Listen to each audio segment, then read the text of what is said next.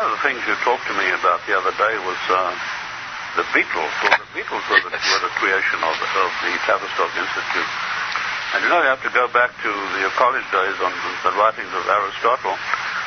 And I made a note this morning before I came on this program of what he said about music and its influence on politics. He said, emotions of any kind are produced by melody and rhythm. Therefore, by music, a man becomes accustomed to feeling the right emotions. Music has the power to form character, and the various kinds of music based on the various modes may be distinguished by their effect on character.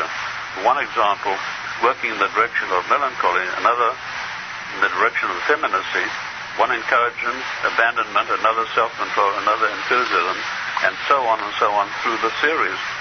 And what I discovered was that the actual Tavistock Institute took this theme, and they said, we are going to put this into practice. And well before Theo Adorno, who was the creator of the Beatles, arrived in England, he was already well known to Tavistock.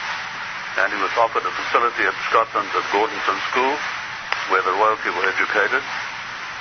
And as soon as he landed he had to flee Germany because he's tinkering with the minds of children through music. And he was known as the Karl Marx of music, and his theoretical music of composing music was adapted from another musical radical, a guy called Alban Berg, who had challenged the tonality of contemporary traditional music sounds. And Adorno claimed he was on a higher awareness where every music work he composed, he said, was likely to be difficult to understand and shock people. And he called his sound, I think he said, was corrosive and unacceptable. And he adapted it from a strange music that was produced by a cult called the Cult of Dionysus. And they had devised a 12/8 tonal system, which was a new form of sound. And he said this sound was corrosive unacceptability to what he called the commercially defined sensibilities of the middle class. And his own words, he said that his music was stylist, I think he said old-fashioned. And he said, this is what I'm going to try and do. And then he started writing all these songs and these things in the 12/8 tonal system. How he got hold of the Beatles, I'm not too sure about that. But I did go over to Germany, and I found out where these people had been operating. And to understand the Beatle music, one has to understand why Adorno championed new music, as he called it. And it really sprang from his belief that what he called the bourgeoisie did not want music that makes demands on the senses. They wanted easy things to listen to, nothing that would bother them or make them think. And of course the Tavistock New Science scientists said that's exactly what they needed. They needed this new music that they could kick around like a football and then pass on to mass audiences, which would involve themselves in this new musical experience, a sort of fundamental revolution that would affect millions of the masses who are generally known to have only a very shallow experience in music.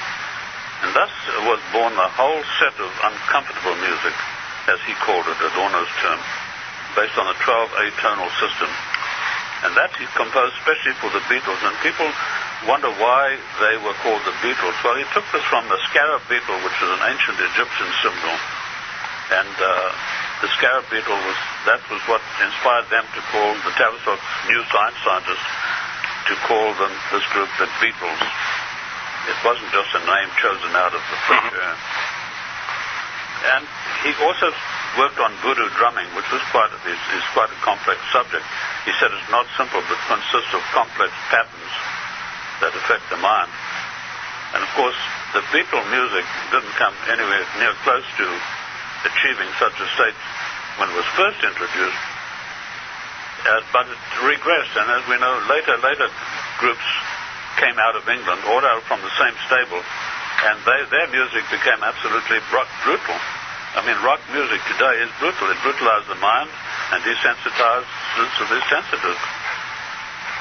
There's a continuous broken meteor played over a repetitive beat with the left hand and increasing in tempo, and then, of course, it's been proved over and over to have a hysterical effect on the mind and the body and on the body organs. And that's precisely what Tavistock wanted to happen, but they did it just a little bit at a time. They brought the Beatles in and gave a gradual introduction as to what was to follow. And, we have some of the worst stuff come out of England. Well, the Rolling Stones, and even I'm just wondering whether that brutality, which I would affix almost nearly completely today to rap music, after going through rap music evolved from rock and roll music. Right.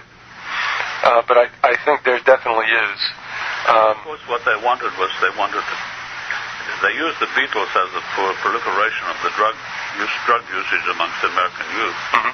And the cover words in the song, the Beatles song, was "Lucy in the Sky with Diamonds," that stands for LSD. And the yellow submarine was signified a particular type of get-high drug. It was like a yellow submarine in shape. And these were all code words which became very well known to the teenagers at the time. Well, then let me ask you, because, John Lennon has denied LSD meant that, but that's another thing.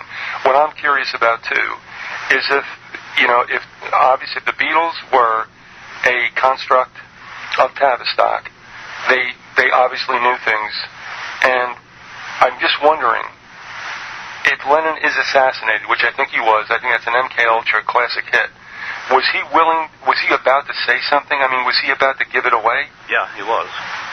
He was about to blow the whistle. That's exactly... That is true. It got absolutely sick of the whole thing, and he was about to blow the whistle. And do you agree that is a Manchurian Candidate setup? Oh, sure. Yeah. Beatles should understand they're an integral part of the Aquarian conspiracy, which sprang from a paper done at Stanford University under the aegis of Tavistock called The Changing Images of Man.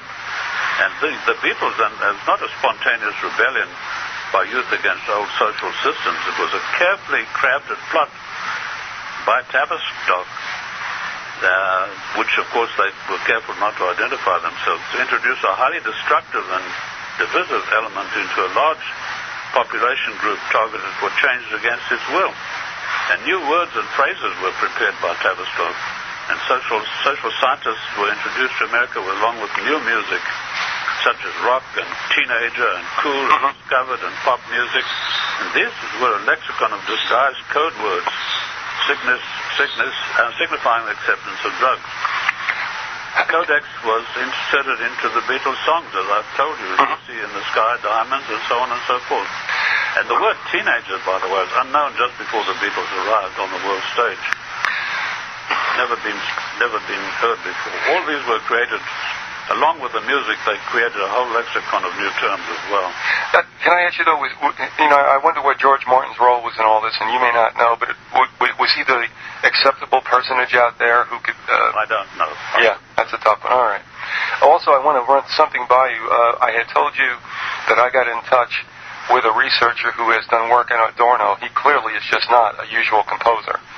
He's very much involved with, I think, the psychology and sociology of music. Of course. Now, I'm just going to throw a line out from another researcher, not the one that I wanted to speak to, but somebody to which this individual referred someone else. I'm going to just ask you about this line. This is kind of cryptic.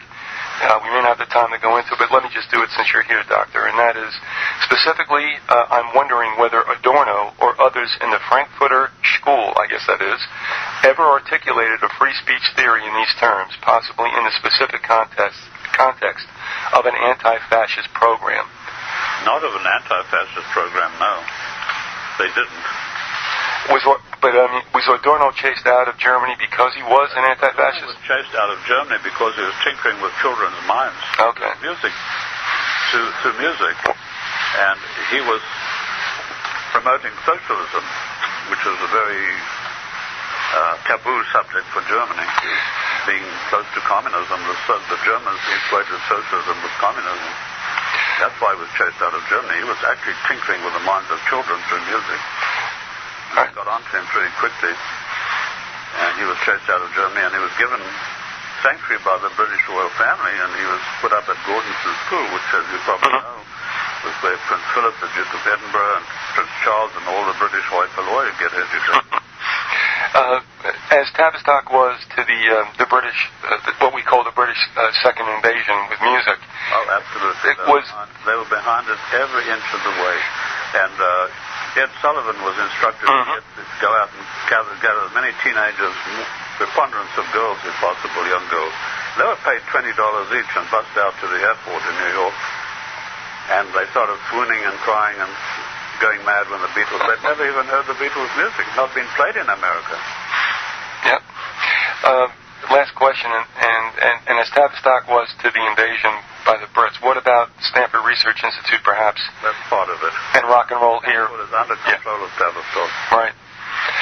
And I name all these institutions that are controlled by Tavistock in the United States, and it's a pretty formidable list.